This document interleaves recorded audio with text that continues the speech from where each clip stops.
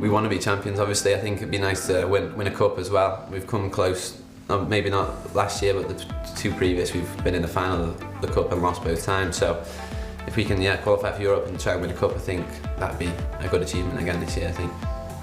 Connor's key, obviously. Seems like they're having a real go here this year, signing some big players. So yeah, they'll be, I think, our closest rivals, if you like, this year. And I mean, in Bangor as well, by the looks of things, they're having a real go as well. So I think it'll be even harder again this year to finish second or even first if we can. There's no point going in thinking TNS going to win the league, can we come second? I think you got to try and win the league and win every cup, every game you go into. I'd be happy with the same as what we had last season, the best part-time team in Wales. But you know, if we can run TNS for the title, then I think Connor Ski will have a big say in it as well. You know, that'll be good for the league. It'd be good for everybody involved in it, and just somebody to challenge him like we did last season was good.